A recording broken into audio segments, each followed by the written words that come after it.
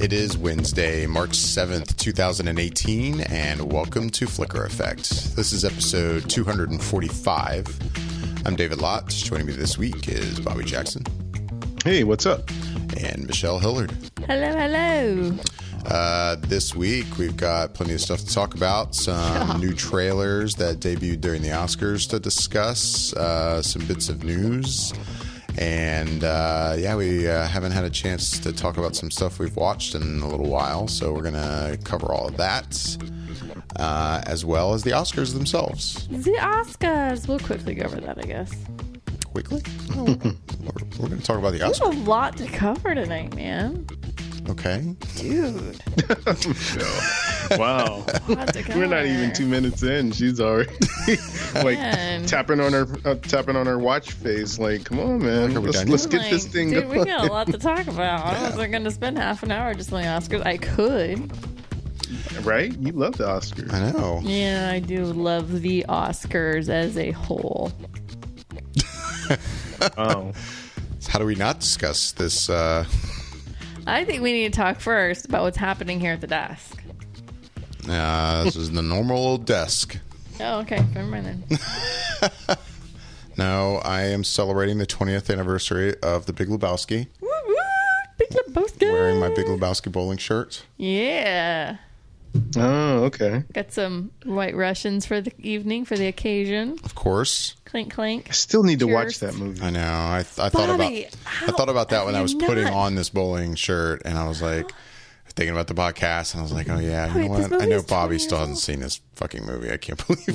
The movie's 20 years old and he still hasn't seen it. He Still still hasn't seen hasn't found time in 20 years to watch this film. No. There's so many other films that keep coming out, Michelle. I don't know what to do. Oh, we're going to have to rectify this real soon. Wow. Sounds like an eye challenge possibility. Yeah. Yeah. Yeah.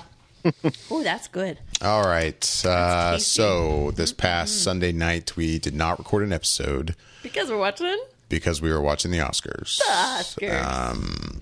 The 90th Oscars happened 90th. on Sunday, hosted by Jimmy Kimmel.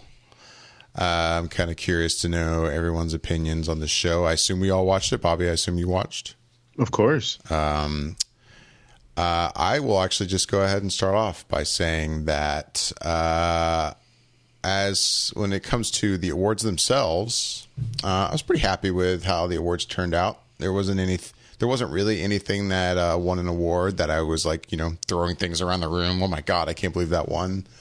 Like, overall, it was a pretty predictable Oscars. I think I did probably the best I've ever done on my predictions. I think I did the best I've ever done on my predictions, which is insane. I got 20 out of 24, which, I've never only missed 4 categories. Yeah, I did 18 out of 24, and I think that was probably my best. Yeah. That's insane. So do we know who won? What did you get? Yeah, actually, I haven't checked yours. What did you get? I want to say I got 20 out of 24. Did you? I think. I'm the one buying you guys lunch at Comic-Con. You got to buy both of us now. Damn it. You got to make sure Yasha's there so you both split it, even though he didn't take part in the bet, I guess. So. Yeah. He's working. We'll have to come up with some method of a tiebreaker. Yeah. What we do for that. Let's think about that during the show. The tiebreaker is between now and Comic-Con. If Bobby watches The Big Lebowski, I'll call him the winner. You know what? Hey, what's up with that? Wow. It's taken him 20 years. You really think he's going to pull it off in 3 months? If I watch Mary Poppins, can I still tie with him? See, but I know that's going to happen. I was thinking, too, you know how we picked the Oscars nominations? I think it was just last week, obviously, last Wednesday, I believe, or Thursday when we recorded. Well, what about, I feel like, I don't know that this is the case, but I have a feeling that because once we do our show and we pick our nominees, it becomes predictable because of so many other award shows have happened, and you kind of get a sense of where the wind is blowing. Right. What if we did our nominations that day that they do the announcement of the categories and the nominees. Well, even then, I think that's still after the Golden Globes. It's after the Golden but Globes, but it's before what the BAFTAs haven't happened exactly. yet. The Spirit Awards and all the other ones. Right. Okay. Plus, just all of the kind of listening to all the news from the major outlets like Variety and Hollywood Reporter and all their predictions, and you don't really get to take any of that in yet. I could see it for just the absolute very, very major ones, I will say, because there still is time between when they make the announcements and the actual Oscars.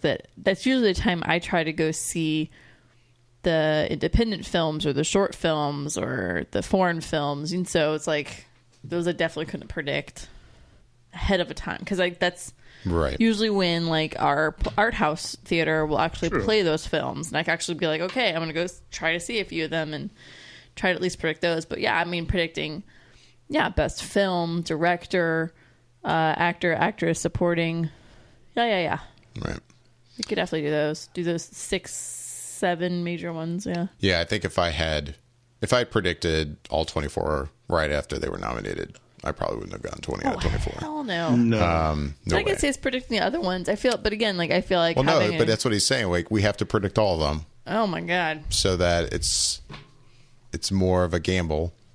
I think that's what Bobby's getting at. Like, yeah, but I can also see doing it Michelle's way in terms of picking the major ones at that day, on that day, like the 6 or 7 major ones, and then like as it gets closer, maybe going with some of those smaller ones. Right. But I mean, we've got plenty of time to work that out for next year. Yeah, because I mean, like I said, like I like to try to see the shorts, like, and actually see them, and then judge based on what I've seen.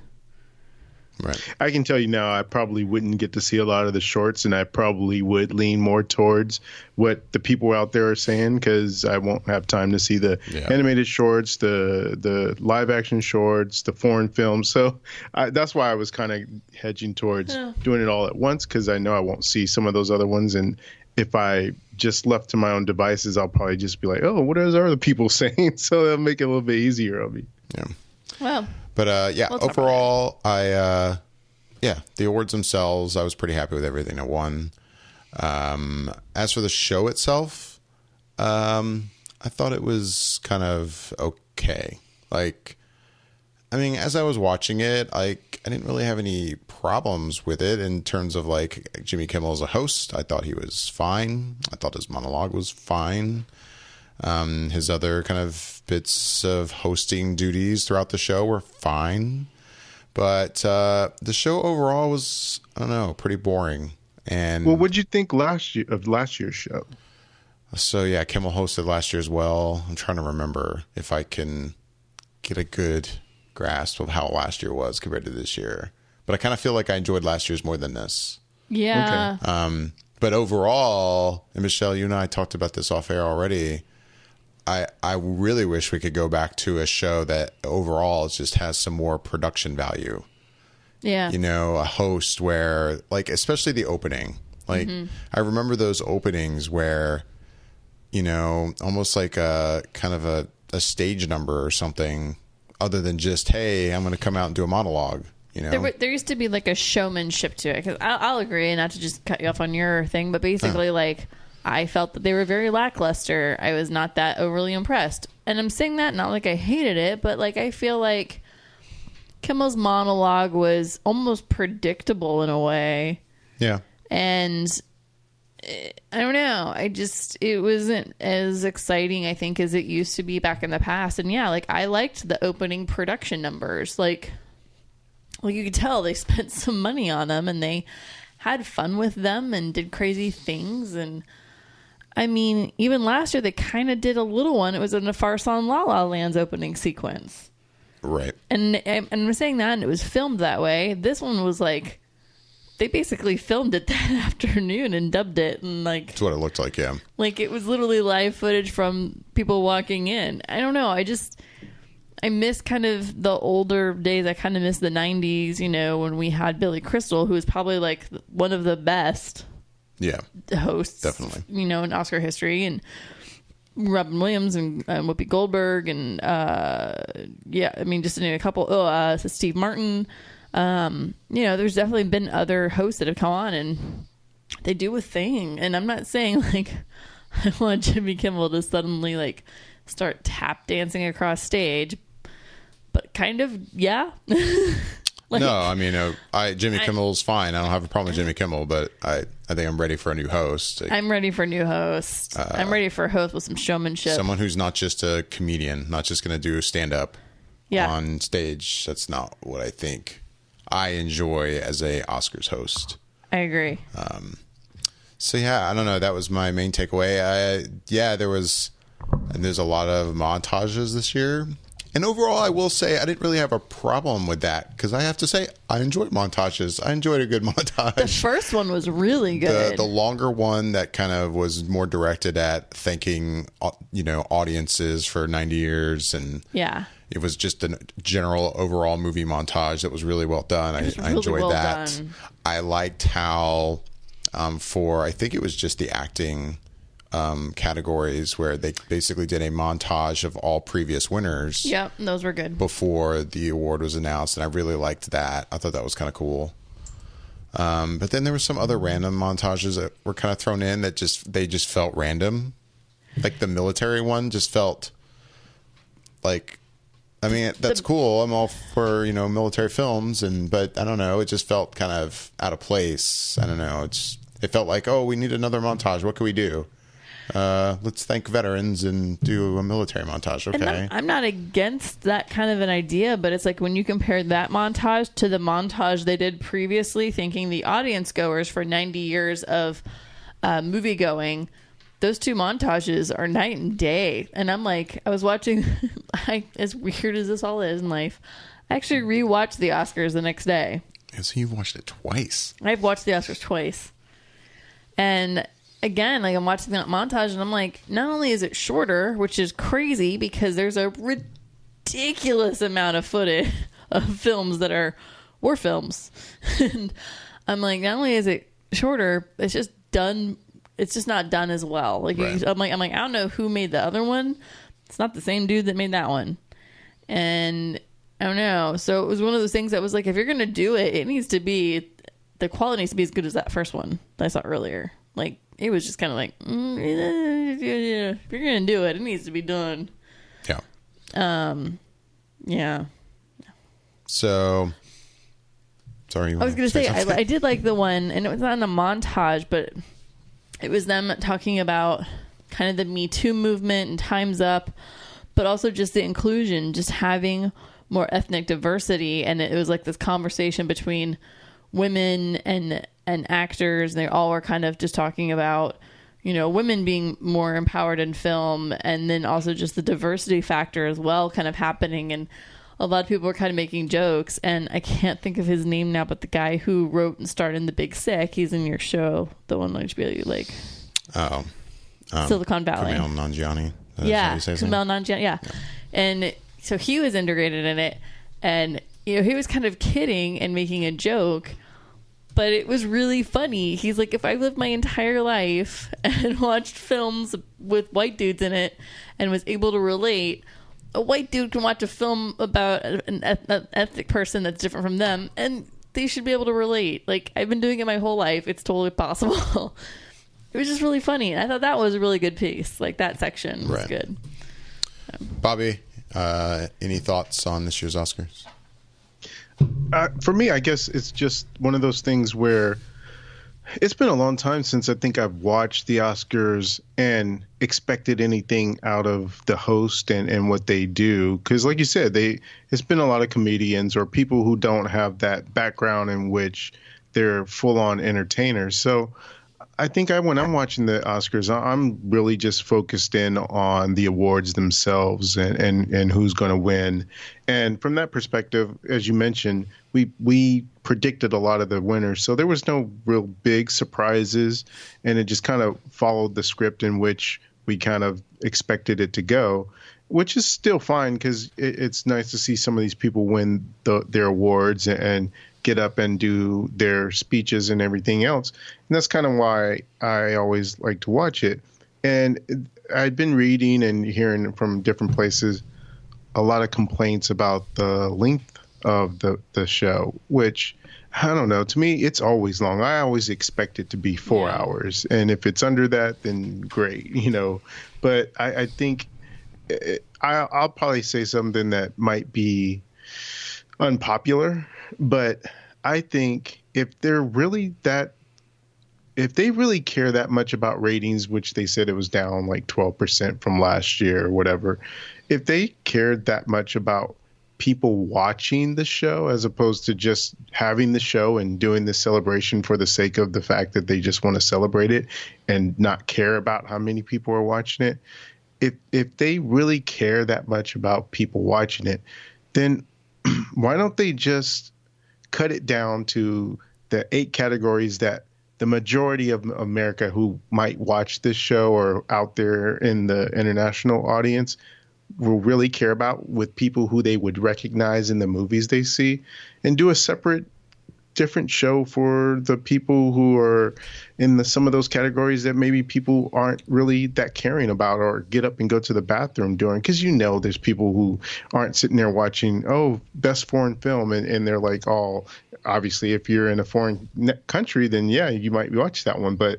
generally speaking there's categories that people are going to go and get something from the kitchen or whatever. And so I think if you really are that concerned, there's places and ways to trim it down.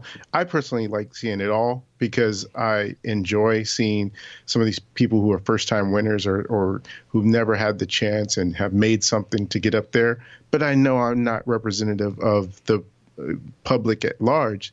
So there's ways you can do it, but they just don't seem to do it, and everyone it's the same complaints every year. It's like it's too long, and it's like, well, just I don't know. It bothers me that they complain about the same things every single year. People have been complaining about it since like the late '80s. Like I know, and so for me, part of me is kind of like, dude, they've been complaining about this for 30 years. Like, I'm it's like it is what it is. It is what it is. Get over it, or just don't watch it. It's catch the highlights at this point. Right. I don't know. I feel like most of the people, at least that I hear, that are voicing those complaints are though people like us who are going to watch the whole thing because they want to see all those categories.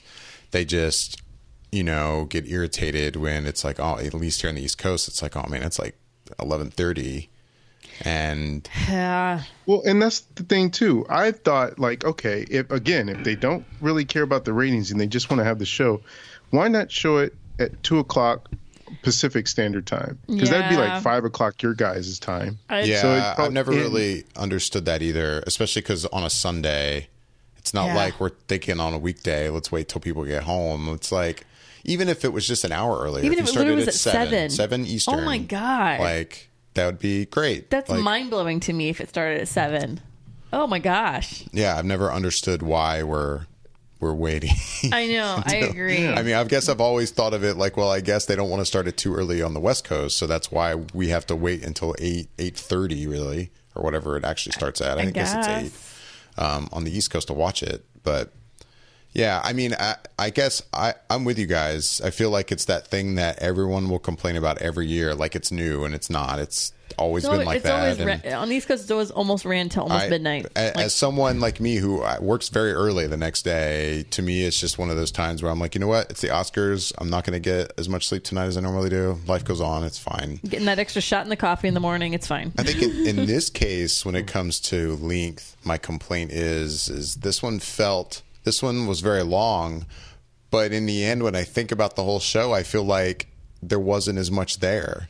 Like, for a show that was as long as it was compared to other shows, I feel like other shows were able to pull off a lot more, going back to the production value thing, a lot more production. Yes. This one had like none. And I was like, wait, we're still ending almost before midnight? Like, what did they do? It's kind of a mind boggle. Yeah. I was thinking the same thing, kind of going, seems to be less production that's happening. And yet it's still almost midnight and we're just now getting to Best Picture. Like, holy crap, it's weird. And so I agree with Bobby on one side. I'm like, we could start moving more of the technical stuff to the actual science and technologies award ceremony that they have the week before. and really kind of dumb it down. That would knock out 6 categories almost if you took some of the technical stuff out. 8. Right. If you took out sound mixing, if you took out fuck those visual sound guys. effects, if you took out, I mean, I'm just saying, like, if you move those over to the science and technology one that they do the week before, it would cut a lot. And at the same time, it makes me sad. Like, I enjoy that. I enjoy seeing the cinematography and the sound, and I like seeing people that. These people, this has been their career for whatever, how many years, and still however many years to go. And this is the one moment they really get acknowledged for it. There's almost a part of me that's sad that there's a separate science and technology awards ceremony the week before. Like, I'm like, these are average people doing their job and they love what they do. And this is their one moment to really go, oh my God, thank you so much for acknowledging how much hard work I put in on this film. And I've been doing it on all these other films and will continue to do it on the future films that I work on. And thank you. And I love acceptance. I'm a big nerd. Like, I don't want us to get shortened. I love acceptance speeches. I love seeing, the directors for the short documentary go up on stage, and the woman was signing her acceptance speech, because her film was about a little girl who's deaf. And it was about deaf children in society and their education. And I love that. It brings a whole nother level to the film almost, right. And so it's hard to say, yeah, chop it here and there and take it out. Like, for me personally, that hurts me in a weird way. But I see why it would, other people, other Joe Schmoes would be like, yeah, it's fine. So I don't know. It's a mixture, but I'm fine with it. But I want to see more production. God damn it. I want more song and dance and showmanship stuff. And I'm saying this, it was very cute what they did, but the whole, like, let's just go deliver candy to the people in the theater next door was like, I was like, oh, this is really sweet, but did you guys run out of money? Yeah, no, I get what you guys are saying about cutting it down, and I agree that I think most audiences would probably be happy with that. But all I can say is, from my perspective, like, if it were cut down that way, there's a very good chance I wouldn't bother watching. Like, I know, that's what I'm saying. Like, if it were just the main categories and Best Picture, it would have to be a really good show for me to care as much. Like, because I enjoy all of that, and if all that weren't there, I'd feel like, you know what, I was already maybe on the fence on it anyway. Now I'm done. Yeah, no, I think that would be unfortunate, personally. I agree. Again, as for the awards themselves this year, I was pretty happy with everything. Shape of Water ended up winning Best Picture, which wasn't a big surprise. It kind of seemed like really it was basically is it going to be Three Billboards or Shape of Water? I feel like it was a coin toss. Which we discussed even in our predictions. Yeah. And I was happy to see Shape of Water win. And I was very happy to see Guillermo del Toro win Best Director. Yep. His speech he's so cute. I just want to squeeze him. He's just awesome. He's just want to hug him. Yeah, I'm really happy for him. It'll be really interesting because now, I mean, look, he's in a position where, I mean, what's he going to do next? And he basically could probably do whatever he wants. Yeah, I mean, he could before, but definitely now. Yeah, he could to a point, and he's still to a point. But it's like, yeah, now you've won Best Director. Your film was Best Picture. You're officially an Academy Award-winning director. What are you going to do with this power? Yeah. Which is, I thought about this earlier today, and the first thing that came to mind was the one picture I can think of that he wanted to make that he couldn't get done. I think I know what you're going to say. I remember back in Hall H at Comic-Con one year when he was on stage with, what was his name, Thomas Tull from Legendary. Mm-hmm. And he was trying to get the audience to get behind him about making At the Mountains of Madness. Yeah, and that's what has to be his next move, right? Because it's his passion project. It seems like it's his passion project more than Shape of Water was. And it went pretty far. I mean, it went as far as Tom Cruise was attached to the film, and then it kind of died off. And I think he's been quoted as saying he'll probably try one more time to get that movie made. Well, dude, now's the time. He could walk in almost any studio now, and he is an Academy Award-winning director now, officially. Right. Not even just that. He's got the Golden Globe and the BAFTA to back it all up. Right. Like, it's not even like, it's just for the directing. It was for the whole movie. and directing. Thank you so much. Like, it's, he's... It would make me a very happy man to see him make that movie. Oh, yeah. I would love if he were able to make a Lovecraft film. Like, yeah, please. Well, he could go to a studio now, and I'm pretty sure they will be like, okay, Guillermo, let's do this. Overall, there wasn't, I don't think, really any big surprises in the show. If I were to say there were a surprise for me, and it was a very minor surprise, like, and it was one I actually gambled on, was Best Song. Like, I kind of felt like there was a lot behind everyone assuming that, what is that name of that song from Greatest Showman? This Is Me. And I will say, too, I had never heard that song until the show. Oh. At least not in its entirety. I think I had heard, like... Oh, I should have played that for you. It's on the radio. I was going to say, I think it played it in the trailer. It's on the radio. Yeah, I think I've heard it here and there, but I'd never heard the whole song until the show. And I even watched the production of it, and of course it's the last song, and it's like, I was even like, oh yeah, this is going to win. Like, but at the same time, and I'm saying this as someone who hasn't seen Greatest Showman, it's my understanding that that song within the context of that movie doesn't quite have the same impact on the film itself like Remember Me does on that film. I agree. And Remember Me in Coco. Oh. Yeah. Oh. So I mean, that's why I had to take the gamble when I predicted Remember Me, even though, like I said, leading up to the actual let's take it out of the envelope, I'm like, I'm going to lose this one. And I was like, oh shit, I actually got this right. Well, what's funny is I think for Golden Globes, I had picked Remember Me, and it wound up being Greatest Showman. So for the Oscars, I was like, well, Greatest Showman's been taking it, so I went with that. And then it was Remember Me from Coco. And I was like, well, of course it is, because I went the other way this time. Yeah. And I'd seen both films, and so I was just like, oh, okay, whatever.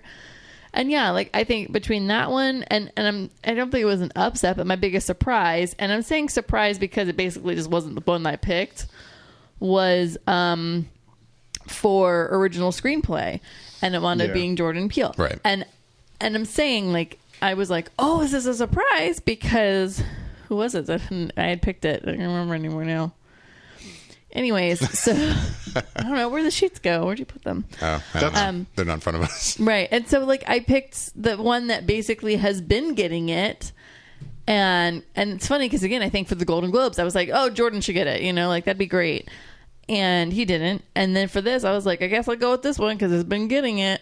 And then Jordan got it. I was like, oh my God. And I was like, I'm sad I totally missed this, but I'm really happy. Like, I'm super happy Jordan Peele won for that because, yeah, it was an awesome script. Like, it's a really fabulous film. And yeah, no, I almost stood up and clapped. Like, I was like, yeah, like, yes, like, I'm okay with losing this category. Like, it's fine. So yeah. Yeah, I agree. I don't think it wasn't a surprise. Like, oh wow, no one expected that he could possibly win. But I don't know. I don't think, like, I didn't predict that either. So for me, that was like, holy shit, that's awesome. I really didn't think he was going to win that.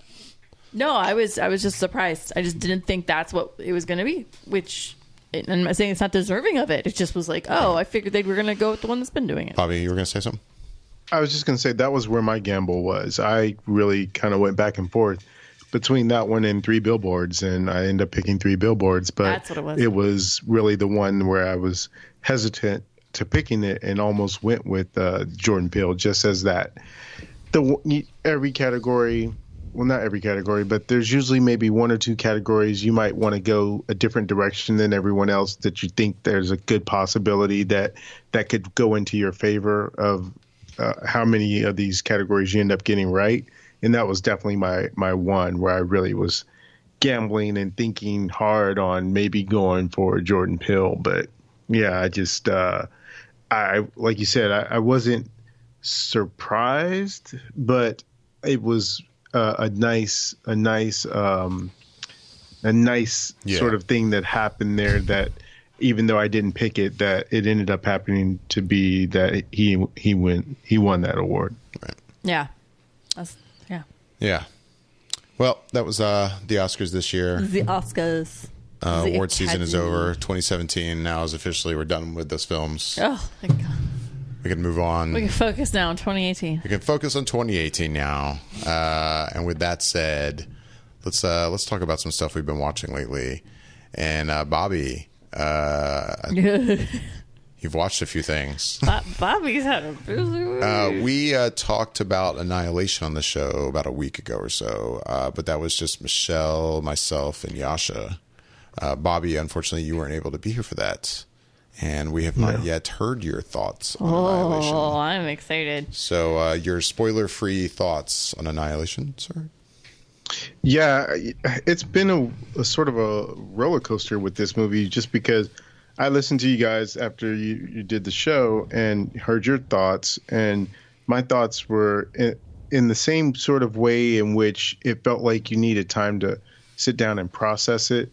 That's kind of where I was with things because I had initial thoughts and then those initial thoughts were weighed upon and thought after second times and third times. And eventually I ended up settling in on where this movie lands for me and how I feel about it. And ultimately, I feel that I really enjoyed the visuals and the aspects of the concepts that were at play here and a lot of the big ideas that Alex Garland was putting into this. For someone who hasn't read the book or listened to it on audio, I don't know what the differences are necessarily, but what the movie provided, I think, just from looking at certain things and the way he captured it was really what drew me into it. And especially some of the scenes. And there's the one scene that everybody sort of talks about that has seen the movie that's really compelling and has you on the edge of your seat and tensed up because of how impactful it is and how just weird and creepy and scary and everything else it is. So there's that aspect to it. And the other aspect, which ultimately makes me land into a zone where I felt like I liked the movie, but it didn't resonate enough for me to love it, is that I found the character moments sort of lacking in terms of if Natalie Portman is our main character and our gateway into this world, into this different viewpoint and vision, I didn't really care all that much about her character in terms of her story and what she was doing. And I don't know if that was through lack of effort in terms of the way the movie showed her and portrayed her, or if it was just that the performance for me wasn't enough for me to really care about her character and that being the spine and the backbone of the story of her going into this thing and she being the gateway into this world. And so I think that's where the movie faltered for me is in the story, because ultimately the thing that I seemed to care about most was what was going on in that shimmer and seeing more and hearing more about that. And if this had been a movie where they tried to put all three books into one movie and you get more of what's this thing and why is it happening and what do they want or whatever the case may be, I think that was the kind of the story I was looking for more so than what we got out of this one. I don't know if they thought, okay, well, if this movie does good, then we'll go ahead and adapt the second book. But that being the case or not being the case, just from the story that we got in this one, it just fell flat for me. So everything that I leaned on and was drawn to was everything outside of that, and just seeing what was the special effects or just the look of things and some of the moments in it that I can pick out that were really cool and stellar moments in it, as opposed to this thing as a whole. Cool. You also saw a more recent film I'm very curious to hear about, Red Sparrow, which I haven't seen yet. What do you think of that one? Well, it's pretty boring. It's not. It's a long movie. It's like 2 hours and 20 minutes, and Jesus. I think the part that I found most interesting was probably maybe the first act, maybe a little bit of the second. Again, it's one of these things where there's elements in which I think Jennifer Lawrence does well in the movie. In fact, I don't think any of the actors do a bad job in the movie. It's just, again, for me, the story itself, it was so slow and plotting that I started to not care halfway through as to how this story was going to resolve itself. The thing that I did like about it was the first act, and into that is when she's in training essentially and learning to become this Sparrow. And I found that compelling. I would have much rather spent more time just within that world and that being the whole movie. And then maybe in a sequel, she goes out on her mission, on her first mission or something. But a lot of that gets bogged down to me because once she starts to go on her mission, there's a lot of things that get convoluted and twisted and things that I feel like they trying to make you take that leap of faith as to certain things having to happen, and that this world for this person who hasn't really had a mission, for her to be on this mission and for things to go certain ways. So I have to talk kind of vague about it, but it just felt like it drug on a little too long. If it was a good hour 45 and they condensed some of that second and third act, I think it would have played a little bit better for me. But just from what we got, I think it was just a little bit uneven for me. Yeah, people are kind of saying this is kind of like her third kind of bummer, bomby kind of film. Yeah. Yeah. I mean, I could see that. Other than Mother, what are we talking about? See, I don't even know, but I feel like it's been the number 3 has been thrown out. Wasn't the last one? I could be wrong, but I think the one before Mother was the one where she played the mop lady, or wasn't it? The what? I'm sorry. The mop lady, like the infomercial. Oh, Joy. Joy. I think I could be wrong. I didn't see that, but that does.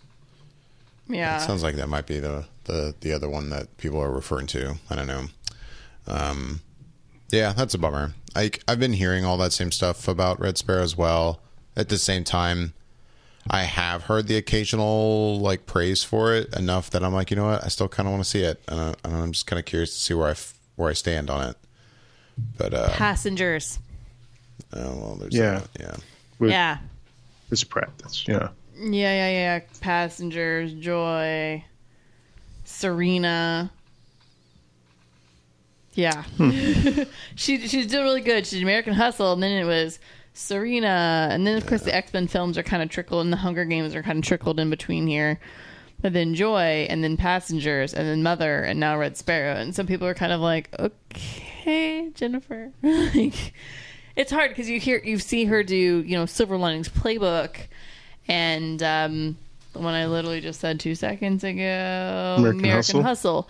And you're like, yes, and so then it's kind of like, oh, she's had a couple of misses. Again, outside of the X-Men franchise and Hunger Games. Right. Well, you've also seen Game Night. Josh saw that as well. He talked about it on the show on a previous episode. But what did you think of it? I say run, do not walk to go see Game Night. I loved Game Night. In fact, I keep telling people, if you want a stellar night of comedy to where you're just in stitches, go watch Game Night and then come home and watch Girls Trip, or vice versa, because those two movies are the funniest comedies I've seen in the last couple of years. And Jason Bateman, he does what he does best, playing that sort of snarky straight man to everyone else's wackiness that's going on around him.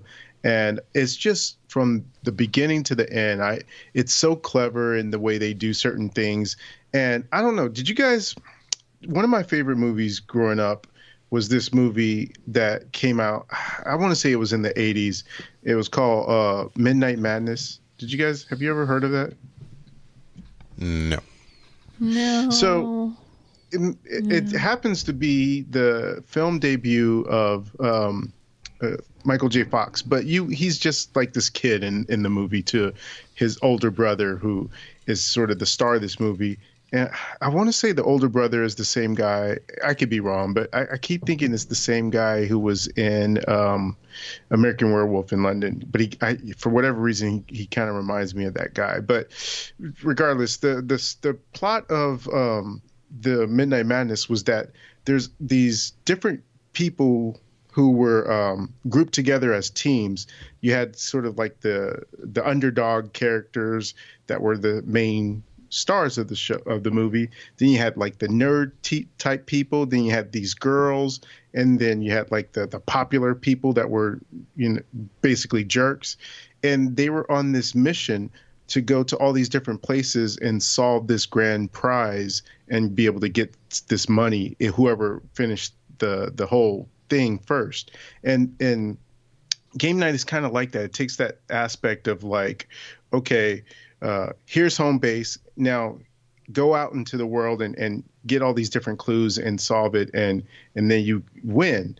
And so it has that aspect to it that's just a lot of fun, and that you don't get a lot of times in movies these days. And the cast gels really well together, and it's just so many funny moments. In fact, I've seen it twice already, and that's super rare for me to go see just a non-comic book movie more than once.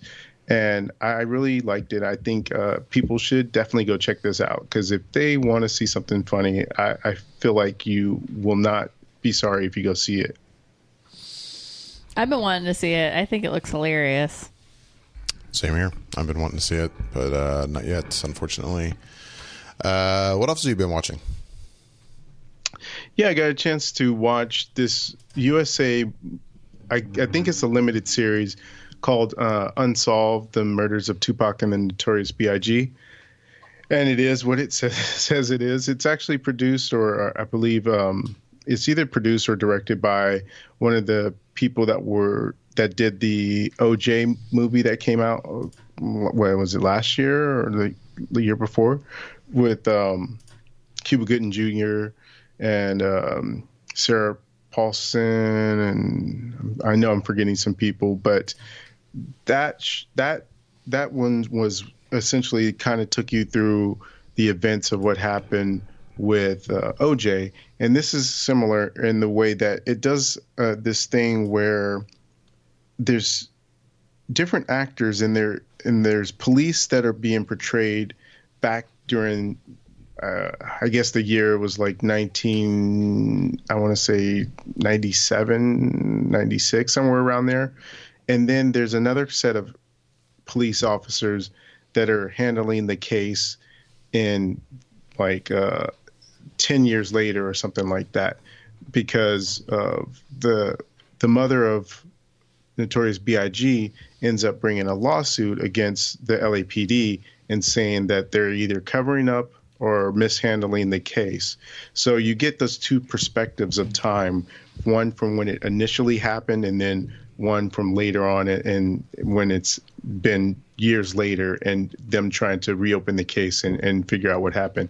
And I found it to be pretty interesting just because there's aspects of the story that I didn't know. And I'm sure if maybe you've watched some of the documentaries, there's things that it's covered and you've probably seen, but I haven't seen any of the docs on it. So this is kind of my first taste into seeing what some of the inner workings was during this time. And not only do they just show these officers and the police from their perspective time frames, they're also showing when they flash back to during that time, the relationship between Notorious B.I.G. and Tupac. And so there's all these different elements that are at play here. And I've only seen the first episode, and I believe the second episode did air this week. And so far I'm enjoying it. I'm definitely going to be sticking with the series till the end. Very cool. And what is it airing on? It's on USA. Oh, okay. Wow. And Star Wars Rebels saw its series finale. What was it? The beginning of this week, wasn't it? Yeah, it was on Monday. They had been double episode airing the series for the last, I guess, this season, I think, in its entirety. They've been just showing back-to-back episodes every week just to get to that end date. And this week was the last episode. And I gotta say, I thought the ending worked pretty well for me. There's a lot of different things that are happening with these characters because for anyone that doesn't know, Rebels takes place before the events of A New Hope. And it kind of ends, and not in the sense of this particular episode, but the events of Rebels ends before Rogue One, really. And so it was this whole time you're watching this series, you're thinking, well, these characters probably all going to die at some point because you never hear about them in canon after this series. So right. How is this all going to resolve itself?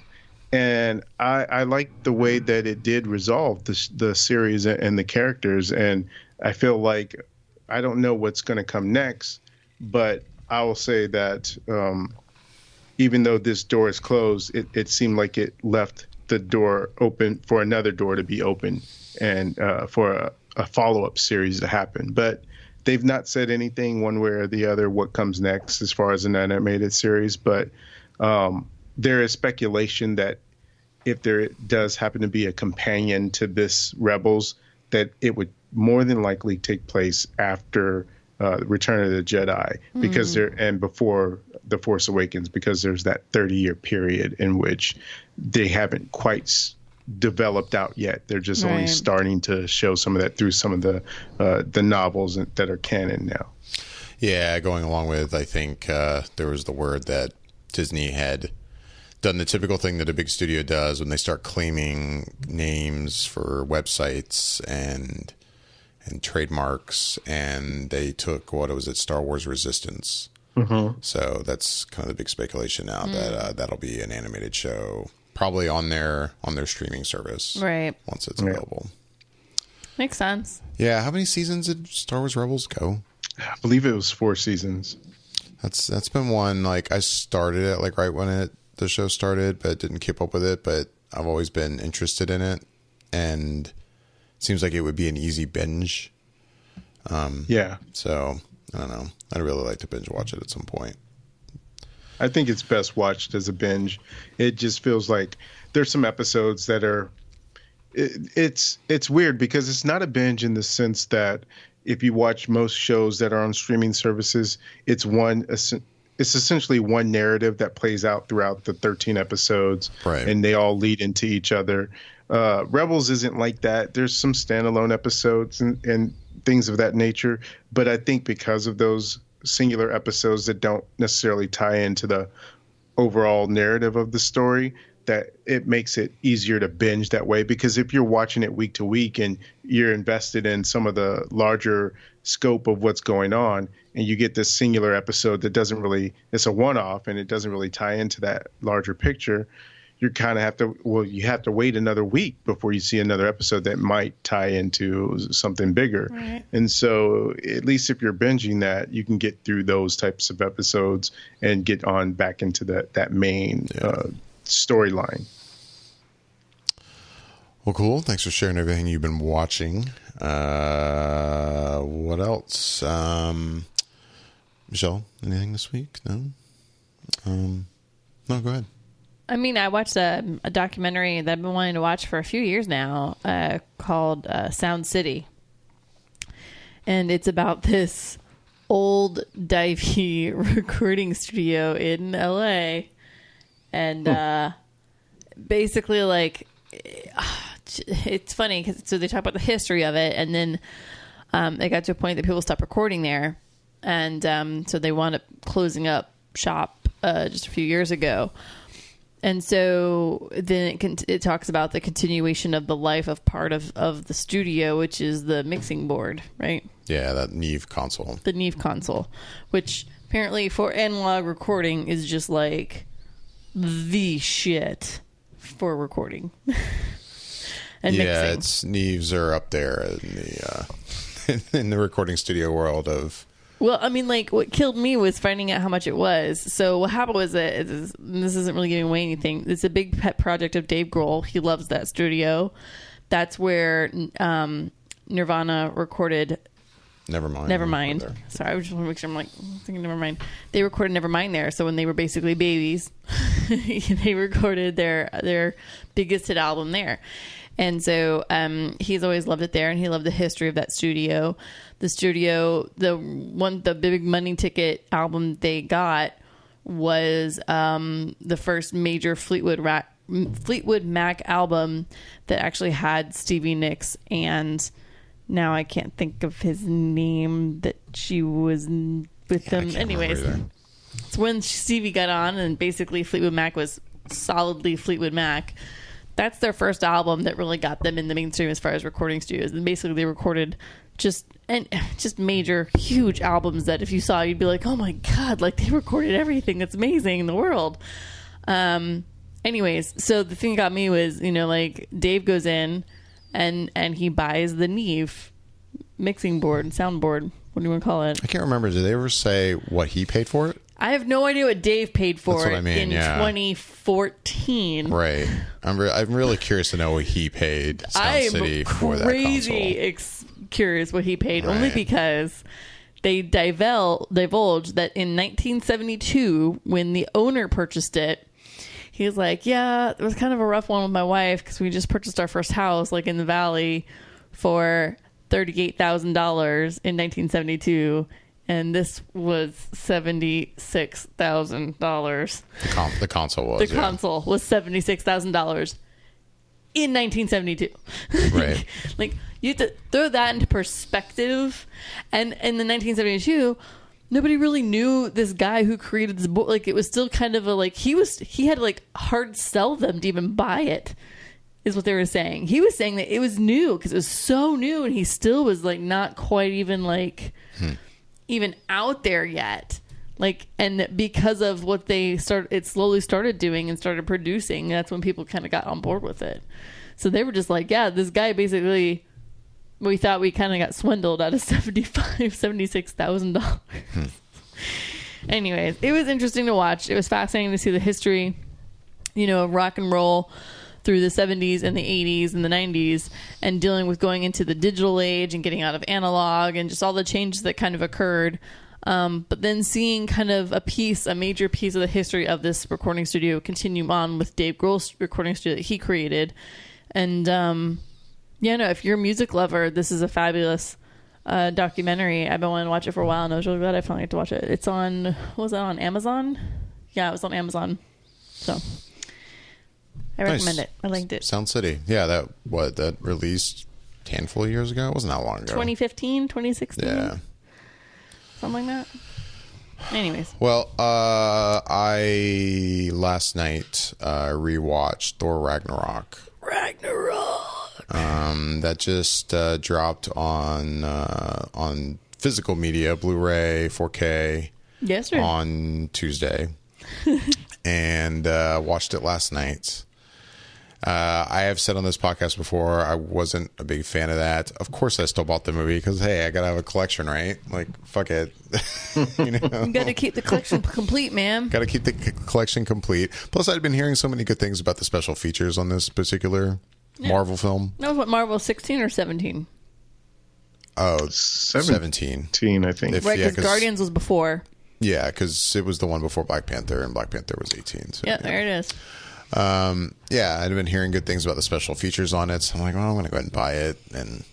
And yeah, now I've gotten to the point that I don't even have 4K yet. I don't have a 4K TV. I don't have a 4K You're just player. buying 4K but stuff. Now I'm like, the past few purchases I've made, I'm like, well, screw it. I'm just going to buy the 4K copy. You're just preparing for the future. Now I'm just future proofing. I'm preparing for the one day when I can finally get my hands on a 4K TV. I'll be ready to go with a handful of movies. The day I walk in your house and you have a 4K TV in this house, I'm gonna be like, when do I move in? I'll be like, so okay, this has happened. Like, what do you think you'll do? Like, because there's definitely affordable 4K TVs out there. So, are you looking to get one that's has all the bells and whistles, or are you looking to get one that really has the best type of picture quality out there, or is it just something that handles standard 4K and without any no frills, no fuss kind of thing? When you say Bobby. when you say all the bells and whistles, though, like, I mean, what are you referring to?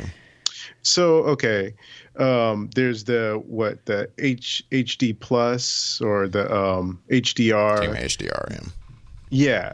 And so there's some that have 4K, but they don't have the HDR. And then there's some that have the built-in Dolby Vision, and some don't. And then, but they still play 4K. They just don't have that format. I would say, you've met David. What do you think he's going to wait out for? I mean, I would say, yeah. To me, it's like if you're finally dropping money on a 4K TV, which you're saying, yeah, there are cheaper ones, but it's like, how do you get one that doesn't have HDR at this point? Like, come on, just like let's go all the way. I will say the one thing that's never of interest in, I know we're now going off topic and talking about TVs, but like I don't need a TV that's basically a smart TV. That I have no interest in that. Okay. Like I use set-top boxes. I use Apple TV. I have Roku in one room. Like I don't need the TV to do all those things. I have a box for that already. Basically, But the quality. I want a monitor. I want a 4K, beautiful 4K large monitor. Right. That is a dummy and will just play what I send to it. With an amazing quality. But yeah, so at this point, for the past few purchases I've made, since they come with a Blu-ray copy as well, I've just been like, well, screw it. I'm going to buy the 4K copy. Right, and you I'm might ready as well. to go. Why not? So yeah, I rewatched Thor Ragnarok last night. And I got to say, like, I just don't know what to think anymore. I'm done. You don't know what to mean think that anymore. there were moments you enjoyed it No, more? like, I enjoyed it a lot more the second time. Like, Really? yeah, like, God damn it. How much booze were you having last night? I don't know about that. That's hilarious. But I think it's now I can go into the movie obviously with not the expectations I went into the first time I saw it.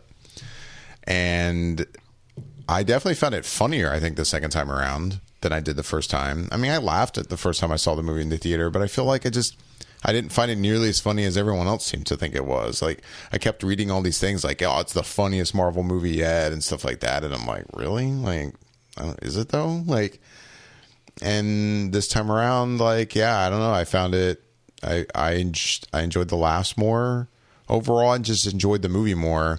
But I'm torn about it because at the same time, I almost look at this movie like it's just like an outlier, like kind of spoof film. You know, because that's how it feels, like a spoof movie. It feels like no one will get this unless you've been to Dragon Con. But for me, like as someone who's been going to Dragon Con every year, and Dragon Con has, they have what's called Dragon Con TV that they pump into all the hotel rooms if you're staying at one of the host hotels. And on Dragon Con TV, when they're not showing like, broadcasting a panel, they're showing all these like shorts of just stuff that the crew for Dragon Con TV make, like these like little skits, like geeky skits and stuff, and they're pretty entertaining. And in a way, this feels like a film version of something I would see on there, like where let's take let's make a spoof movie about a Marvel movie, hey, luckily enough we can get the actual actors, and because it's so different from the other two Thor movies. Like I recently rewatched Dark World, and then to go from that to this, like it's like, what the fuck happened? It's not even like a slightly different tone. It's completely different tone from the other two Thor films. Right. And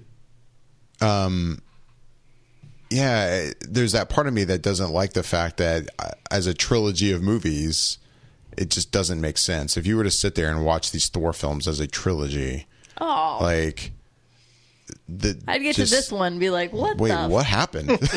I'd be like, what the is this a dream? Is Thor tripping on something and this whole thing is a big Thor dream? Right. What the fuck is happening? Yeah, I don't know. Don't get me wrong, there's still aspects about it I don't like. I think kind of some of the production design again was it Sakaar? Is that the name of the planet? The trash planet. Like the props and stuff, like especially the trash, it looks just so fake. Like, I don't know, it just doesn't look like trash. It looks like props. It looks like props you would see if you went to go see a play. Which, if Yeah. you're seeing a play, you're supposed to be stretching your imagination. You'd be like, okay, it's cool, but you're not. You're watching a movie. You're watching a multi-million-dollar film. Like, Right. it should look pretty effing believable. Yeah. So, yeah, it's. I definitely enjoyed it more the second time around. I mean, it's still not perfect for me, but. And there's still aspects about my argument I made before with the kind of the two storylines where it's like you've got the whole thing going on, it's a car, but then you have the whole thing going on with Hella, and it feels like two different movies. I will say for some reason the second time around it didn't bother me quite as much. It really bothered me the first time, but I don't know. There's still something there that's kind of like I feel like you could have just made a movie on Sakaar, and it probably would have been even more entertaining. Like. Just them, like a movie about them just trying to escape or something, like Right, like just trying to get off Sakaar. Not even like, we need to get off Sakaar so we can go defeat Hela. Just, we need to get the fuck out of this crazy place. yeah. And I agree. I think that should be, I still feel that it's a 2-film thing that merged up. But Jeff Goldblum, oh my God, he's so good in that movie. And I don't think that was ever up for dispute. no, that really wasn't up That for really was discussion never before up for either. Other than I thought he was almost underutilized, because he's not in Right. the movie nearly as much as I think I Right. thought he was going to be.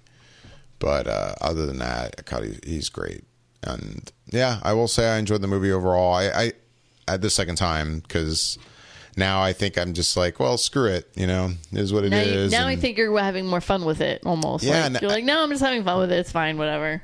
Yeah, it's definitely not the reaction I had with Guardians of the Galaxy Volume 2. I've given that movie a second watch, and in fact, I think I liked it even less. I think you've actually tried watching it for a third time, and you still were like, meh. Because I want to like it. Because it's Guardians of the Galaxy. Because I like James Gunn so much, and I liked the first movie so much, and everyone else seems to like it so much. So I'm just like, all right, maybe this third time I'll wake up, right? I'm like, no, I'm sorry. I still have a lot of issues with that film, too. Yeah, so... It's just not winning me over. I actually think each time I watch it more, a little bit more dies inside.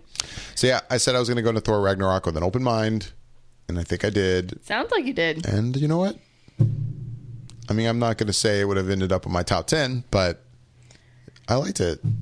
That's cool. No, you definitely sound like you liked it more. You Yeah. definitely have a little more spring to your voice about it. Yeah, I can see, especially like, as you know, like I'll just put movies on randomly if I'm back here working on the podcast or whatever, and that'll definitely be a movie that is just, it's fun background movie. Sure, I'll throw out Thor Ragnarok. I could even see that the kids will enjoy watching that.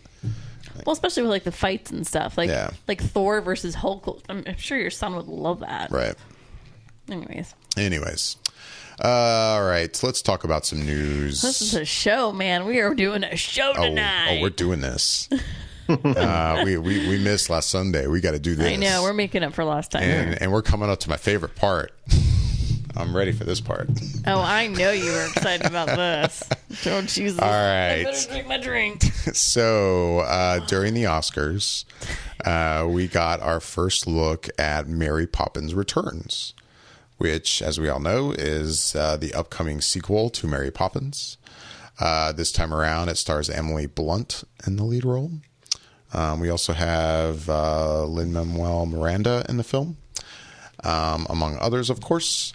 There was a TV spot that aired during the Oscars right afterwards. You could watch it online, and online it had a slightly different ending to the teaser, but it's basically the same thing they showed during the Oscars. It is definitely just a teaser. It's like a hair over a minute long. It's not too long. I'm curious to know what everyone thought. And I have to go to you first, Michelle. I have to. You have said in the past how much of a fan you are of Mary Poppins. And I will say I can't remember what you had previously said when this first was announced. Like, were you completely against it, or were you like, okay, I'll keep an open mind? Like, where did you stand when this? I think it was. You first heard about it this? was. I'm not against it. I think it's kind of like the way you guys have been with the whole Solo film. Kind of like, do we need it? I'm not against it, but do we need this? Right. And I think that's where I fell. Kind of like, I'm not against this, but I don't think we need it. And if y'all are going to do it, this needs to be pretty effing spectacular. Like, it's one of those, I'm like, if you guys are going to do it, you got to blow me out that damn water with this. Kind of, I think the way you guys are kind of with Solo a little bit. You're kind of like, you know, you're doing it. This needs to be good. Like, because I think you guys were also in the same, like, I just don't think it's a necessary thing. I don't think this film is necessary whatsoever in Disney's filmography, in the Mary Poppins, like, just everything around Mary Poppins. I just don't think it's necessary. So, having said all that, I will say I apparently was looking forward to seeing this trailer. Like, obviously, at some point, I got some kind of hopes in my head of some level. And I guess I naively was like, I don't have any expectations other than if they're going to do it, this is going to be freaking amazing. But let me tell you, I watched this teaser trailer and I was like, nope. A lot of nopes happening. Nope. No. And I'm saying that, and I will say that you're never going to cast somebody. You're just, to be Mary Poppins, that is a tough freaking gig to follow up. Julie Andrews is always going to be her. It's never going to be anybody else. However, I will say, looking at Emily Blunt, I'm like, okay, I'm good with her. I'm good with Emily Blunt. She looks good. It looks good. This teaser trailer, though, and the thing is and you even have called me out on it. Like, when it comes to teaser trailers, I'm pretty like, nah, it's a teaser. It's fine. You're supposed to be teased by this. This teaser trailer just crawled in my ear and has made me freaking insane. Like, honestly, I'm watching it and I'm like, this is glossy as hell. And it looks like they physically shot things just to create a teaser trailer. Like, I'm like, you didn't take pieces of the film and put this together until the very end.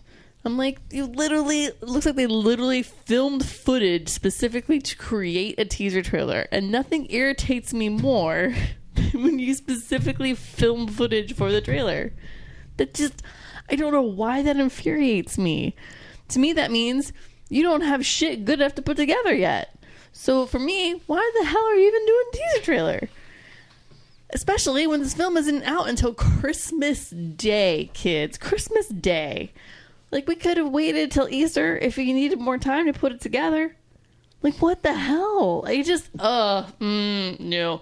There's a look about it. It just looks, I just don't have words. Like, it just doesn't, it looks bad. It looks very, very, very, very, very bad. And I'm just not happy. And I'm just trying not to have my head explode, basically. And the sad thing is that I gave it like a few hours and watched it again. Hated it more. Gave it a few hours, watched it, and hated even more the third viewing. Like, every time I watch it, I'm like, I'm getting more pissed off. Like, I'm hating this more.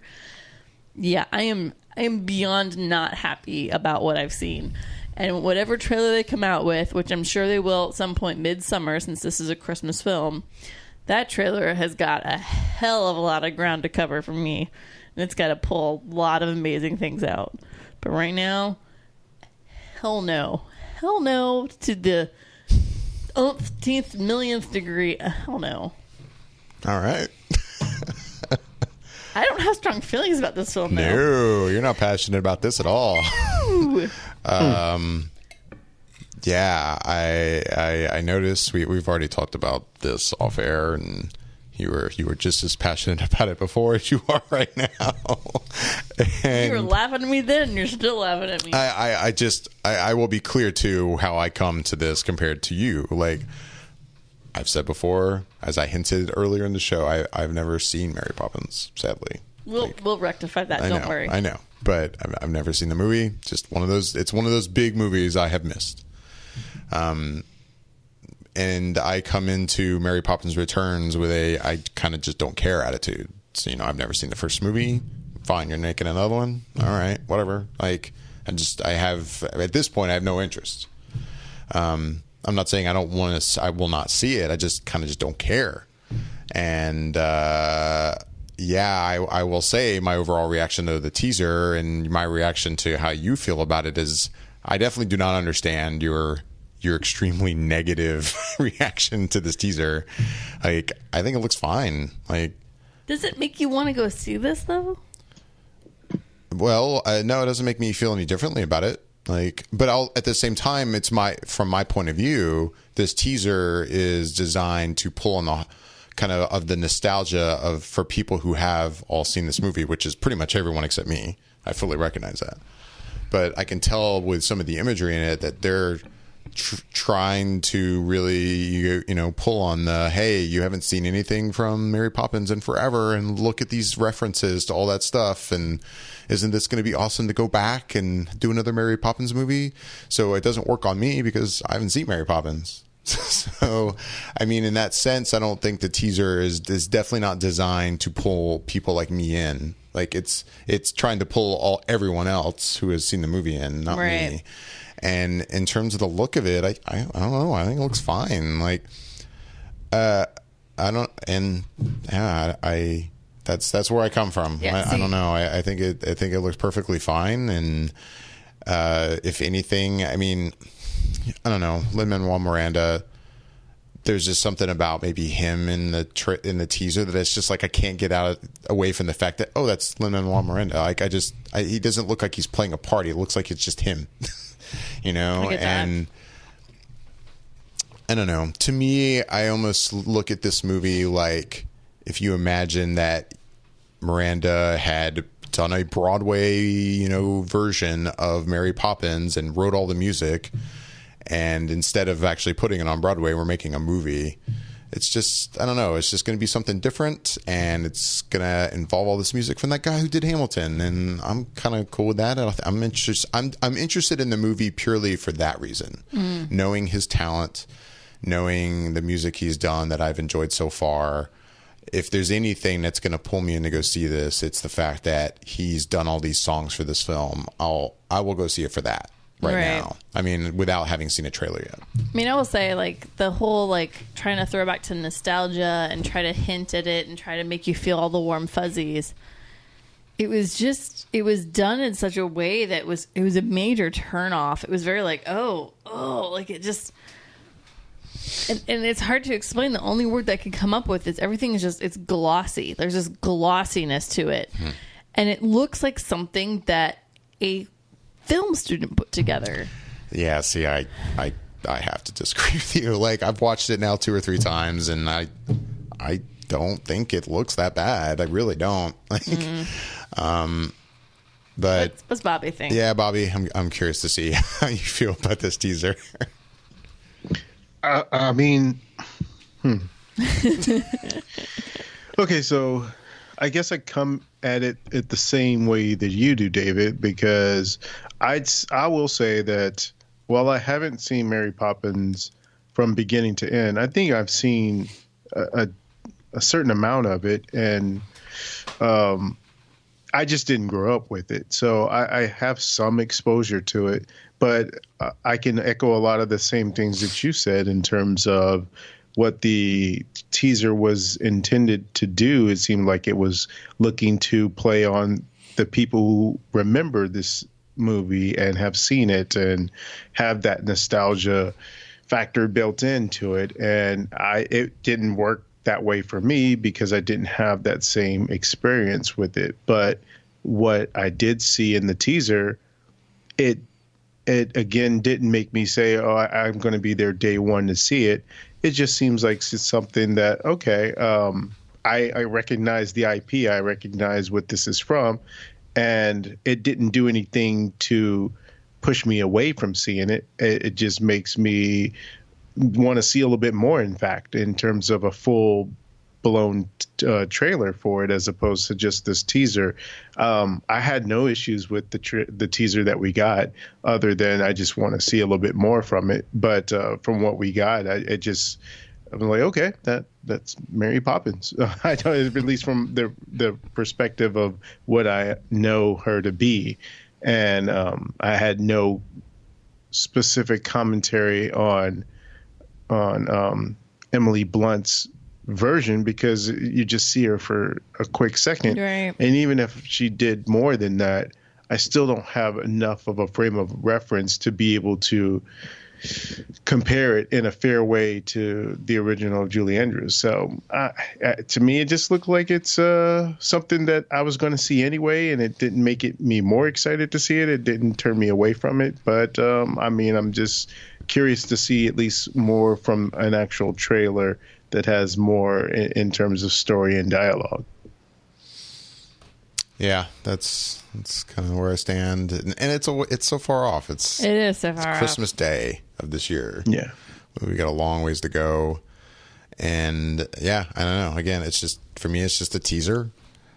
The things it's trying to do to pull someone in, it's not going to work on me. And I mean, shit, I've seen teasers that are way worse. I mean, we have seen teasers that are nothing more than basically a title treatment. Right. You know, and luckily for the most part, I think we've gotten away from those days. But yeah, you know, in terms of showing stuff, it's so far off. I kind of am not surprised that it shows as little as it does. But I mean, I will agree with you, Michelle. I mean, did it work on me? No. But, right. You know how I feel. Yeah. And well, there's another Disney teaser trailer that dropped. Yeah, we also got a Christopher Robin teaser trailer. New film starring Ewan McGregor. I think Haley Atwell's in the film as well, right? Mm-hmm. This movie is coming a bit sooner. It's coming in August. But yeah, this teaser trailer dropped the next day. And, well, what did everybody think of that, Michelle? I mean, I will say right off the bat, I'll be honest. Like, I watched this teaser trailer, and I was like, wow, this is a much better teaser trailer. Like, the teaser itself it's just visually better. Like, I remember I watched it. I'm not saying when I first watched it, I went into it thinking I'm going to compare it to the Mary Poppins one, but I finished it and was like, wow, that was a hell of a lot better than the Mary Poppins one was. Like, I don't know what it was about it. Like, aesthetically, it just looked better, looked more put together. And it looked like, I don't know, it looked like you were actually getting parts of the film and then they put it into a story for the teaser, and it worked. And like, there was a visually, aesthetically pleasing portion to it. And I just felt like I was like, wow, I'm curious about this. I'm interested in this. And I knew nothing about this film. And I'm like, this is intriguing to me. Like, I'm what? Like, I don't know. It looked good. I liked it. I'm down with it. This was, I don't know, leaps and bounds better, I think. I mean, you're right. It does, you know, this one's showing a lot more what seems like actual footage. Even if the other one even if all that footage from Mary Poppins Returns, it actually is in that movie, it's much more of a single kind of moment in the movie. This is like more of a montage of stuff. But I will say too, in a way, I kind of come into this movie with almost the same perspective. Like, I never had like any connection to Winnie the Pooh as a kid. Like, it's just not something basically from my childhood. I never really latched on to Winnie the Pooh that much either. It's not something I ever really watched or read or anything. So in terms of trying to grab on to nostalgia too, in this case, it doesn't work on me. Like, I get that when we see Winnie the Pooh in the end of this, it sounds like Winnie the Pooh, and you know, it's him, right? But even so, it's still like, in a way, even though maybe the look of this looks better than Mary Poppins Returns. Like, I kind of walk away from this also just like, okay, well, we'll see. Like, I just also just kind of don't care. Like, that's kind of where I am with this. So wow. I don't see a reason why I should, just based on that teaser. It's also, in the end, it's still just a teaser. It's not really telling me a lot. No, I'm with you. But I'm curious about your childhood now, but it's fine. I just said I never watched Winnie the Pooh. Like, just never cared about Winnie the Pooh. Sorry, it was just Star Wars, and that was it for you, huh? You didn't watch anything else. G.I. Joe and Thundercats. Man. I'm not saying those are bad. I'm just kind of like, wow. And like, I never really attached myself to Winnie the Pooh, but like, I read some stories, and I watched some shows and some movies here and there as a kid, you know, but I never like got deeply into it or anything like that. But I mean, yeah, you know, here and there, Winnie the Pooh. Bobby, your thoughts on this one? Yeah, I guess similar to what you guys are saying, I think maybe I'm more leaning towards Michelle's side in the sense of I've had a certain amount of exposure to Winnie the Pooh. It was never like I, I, I couldn't sit here and name you all the characters, but I know I've seen a cartoon or two. I know I've probably read a book or two, but I just never got deeply into the character. The teaser itself, it was fine up until when Winnie the Pooh came on, and then it was just like it really felt like it got me at that point. Just hearing the actor's voice who's been doing the voice of Winnie the Pooh all these years, to hear that familiarity in that voice, and for him to be such this little cuddly little bear, and when he's talking to Christopher Robin and he's like, oh, you've gotten older or something, and he's like touching his face and he's like, yeah, there's a little sort of wrinkles there or whatever, but it just felt very sweet, and I could see how the story would be where I would watch this movie and not care about too much of the grown-up stuff that's happening, where he's got this job to do and it seems like it's a thankless job, and he has to do this thing where he's laying off all these people, but then Winnie the Pooh comes back into his life, and I feel like that would be the parts that play well for me when he's interacting with Winnie the Pooh. And I don't know if any of the other characters will be in it, but I feel like that's when the movie will be strongest for me, is when Winnie the Pooh is on screen, just because of the visual effects and the way they make it look, and hearing that voice and just the interaction and playing to some of those themes and aspects of being an adult, but having these things that you enjoyed as a kid and not being able to enjoy them in the same way that you did, but still being able to connect. And I think some of those aspects and themes will play pretty well once I actually see the movie. But just in the teaser itself, there's not much to go on other than it was nice to see the way they were going to do Winnie the Pooh for the movie itself. Right. So yeah, that movie is coming on August 3rd of this year, end of the summer. Another trailer that I wanted to ask everybody about, and Bobby, I'm going to go to you first on this one. Lost in Space, coming to Netflix. We got a full-length trailer just the other day. This is coming up pretty soon in April. What do you think of this? So Lost in Space is one of those shows that I did watch as a kid. Aww. I used to watch it all the time. I loved Lost in Space as a kid. It was like, for me at that time, I think I wasn't into Star Trek. I was aware of it, but I didn't get it at that young of an age.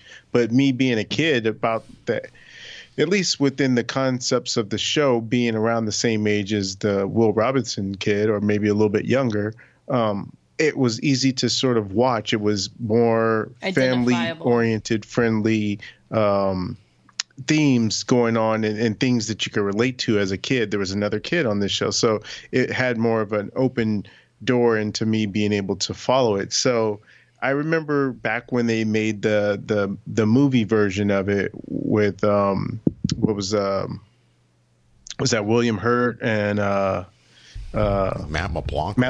Yep. Yeah, and I mean, there were some things I did like about it, but overall, it just wasn't exactly what I was looking for. And when I can't remember how long ago it was, but I remember hearing that Netflix was going to do a series of Lost in Space, and I was excited by that idea, just because I think that concept and that story is something that you can reboot and do in today's society, and have those themes play out just as well today as they did back then. And when I saw the trailer, the first thing I thought was, wow, Netflix really seems like they went all in on the budget for this, because it looks really, really good from a visual standpoint. And from what I could see in terms of the little bit of aspects of story and everything seems in place from the old series in terms of the way they get to how they are and lost in space, so to speak. And I'm looking forward to seeing it as a series. It feels like it's going to be something that day that it comes out, I'm going to binge it, because it looks like it'll be like a good show for me, right up my alley. Yeah. Yeah, it's funny. I feel like I'm going to be 3 for 3 on this in terms of. I question your childhood now. Yeah, I'm sorry. I just never watched Lost in Space. I just didn't. I was watching Star Trek. While Bobby was watching Lost in Space, I was watching the original series of Star Trek. Sorry, that's just what it was. And I'm not. I mean, you know me. I love Star Trek. I think it's just. I agree with Bobby. Like, I feel like the show is slightly more identifiable, just as far as like having a kid that was quote unquote closer to your age. It's like it's easier to identify with that child, even if the kid was even a little bit older. You can put yourself in his shoes easily when you're that age. I never had an interest in it and never watched it.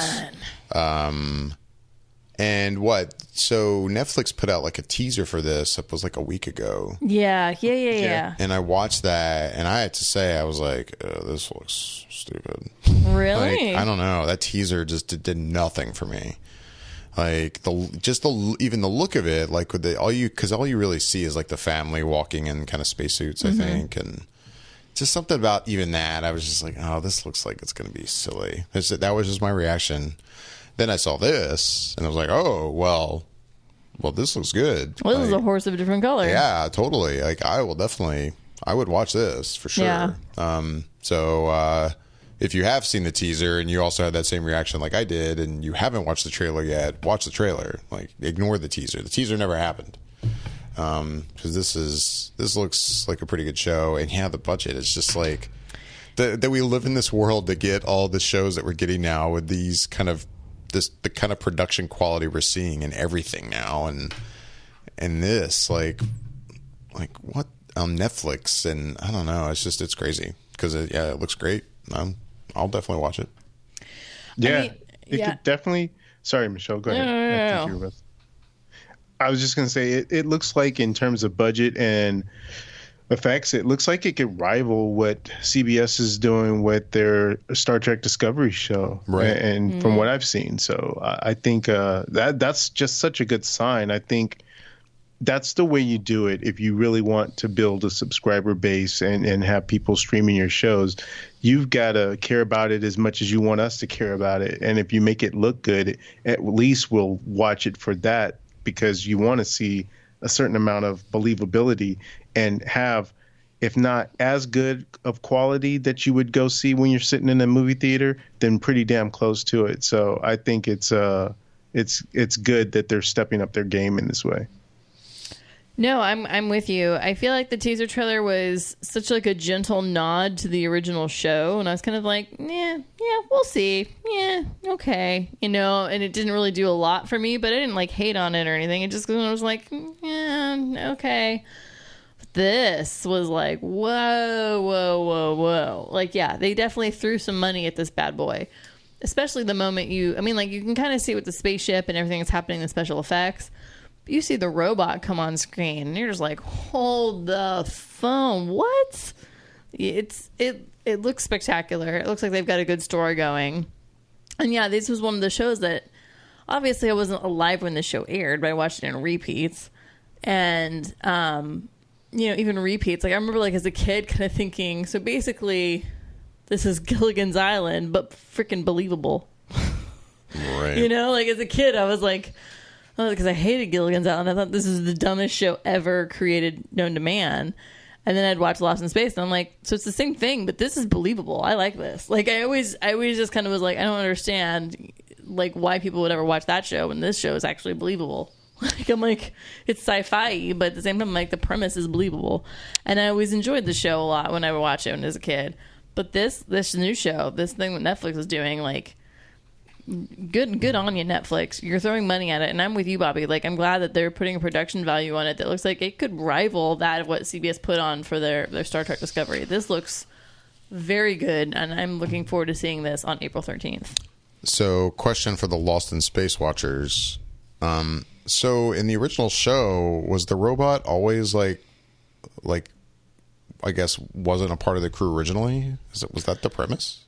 I thought no. The robot was with them on the ship. That's what I thought. Because then that was the only thing watching this trailer that confused me. Because from the trailer, it seems like they almost like he finds this robot. Yeah, and we don't even know that it's a robot necessarily. Yeah, it could just be an alien, even. Right. I mean, obviously it's an alien because it sounds like it wasn't a part of their crew. Right. But yeah, be it biological or some type of machine, but yeah, I'm watching this trailer and I'm like, wait, seems different. I thought in the show it was like part of the crew. And, no, this is definitely a new take on that character. All right, just making sure I wasn't wrong there. Yeah, no, you're not crazy. This is definitely a new take on that character for this story. Right. Which is I think is fine. I think it's nice. I'm glad they're freshening it up a little bit. Yeah. Cool. It looks like they're freshening up a lot of things with a lot of the characters, so it looks good. Yeah. Yeah, I don't know for sure. Sorry, David. No, go ahead. There's the one character of what's the character's name? Dr. Smith? Yeah. I think. Dr. Smith.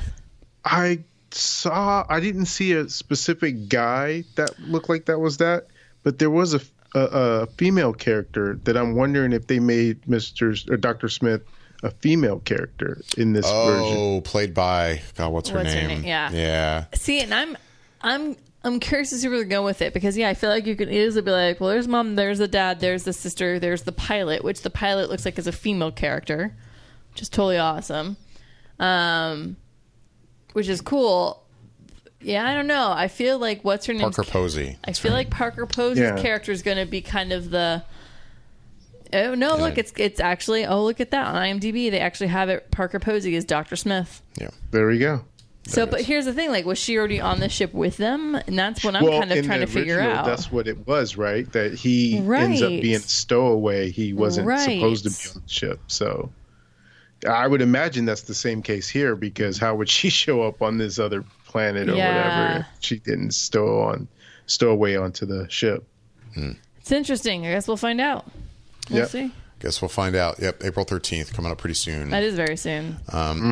We're pretty much out of time. There's one last thing I want to ask everyone about or, point out because I just thought it was interesting. So there was news in the past few days about the fact that an artist was claiming that Disney stole or forged his art that he had done for album artwork in France, I guess. Like fan art or?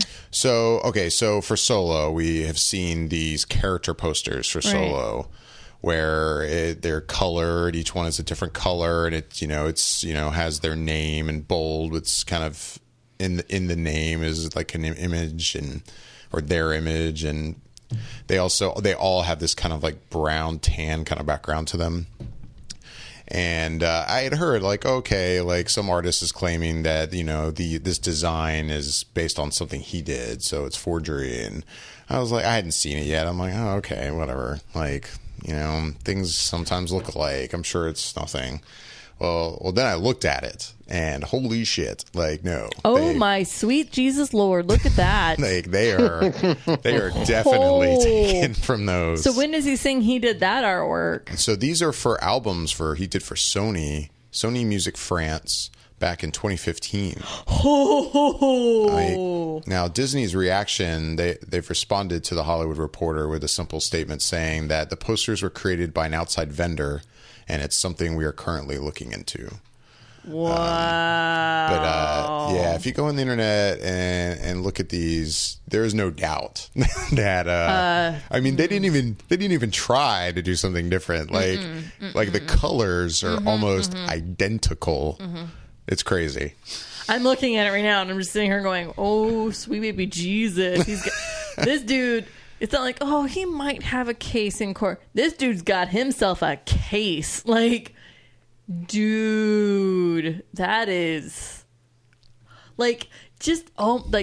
oh man. So I take it you've seen these as well, Bobby, right? Oh yeah, I almost in our group messaging almost sent it out earlier in the week, but I just kept forgetting. Right. And yeah, there's not much of a case here. I mean, this is a slam dunk if there ever was one. Right. I think the guy, I don't know what his day was like before, but I'm sure he's anticipating becoming rich pretty much overnight because I was gonna say the settlement he'll get from this. Yeah, it's pretty blatant, and Dude. I would say that whatever company that Disney contracted for these, the guy who or lady who lifted this from this artist, it's just I don't understand that mindset, because you're working on a project that's called Star Wars. Right. What you do is going to be seen by millions everybody. of people. Yeah. And you don't think for a second that it's going to get back to the person you just took that from. That's asinine to me. I don't know how you even think for a second that that would be okay and it will get passed over and no one will notice. That is just amazing to me. I mean, on one side, it's gotten this far, so clearly the Disney lawyers and the Disney people that do all this and the researchers obviously didn't look very far, and they just went with it. But still, like, it...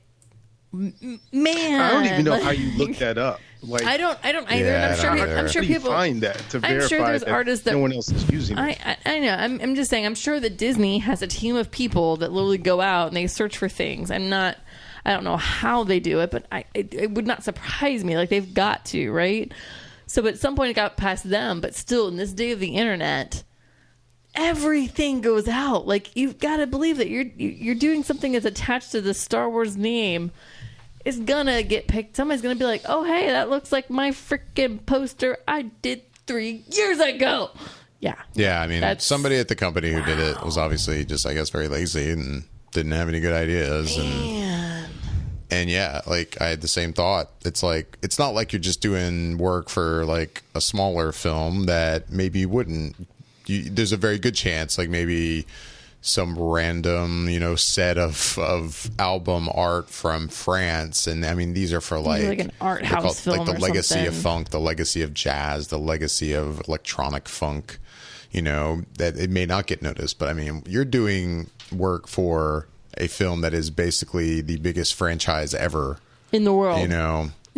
Yeah, pretty much everyone's going to see it, including the artist who did it. And sure enough, like, he saw it, and yeah, he's quoted as saying, "I'm flattered that the quality of my work is recognized, but it is still pure and simple forgery. I have not been asked for my permission. I wish to be credited and paid for this work I have done for Sony." Yeah. So. Jesus. And see, and here's the thing, like, even though it is Sony France, I'm sure, it's still Sony. It's not like he just did this for funsies and it kind of got lost. Like, this should have, Disney, somebody should have picked this up. Like, it was done by, basically, Sony paid him money. Like, right. So Sony's name is attached to this. This should have gotten picked up somewhere in the figure it out phase. Yeah, I don't know. But still, it got through. But obviously, it's going to hit the art. I don't know. I'm just, wow. It's...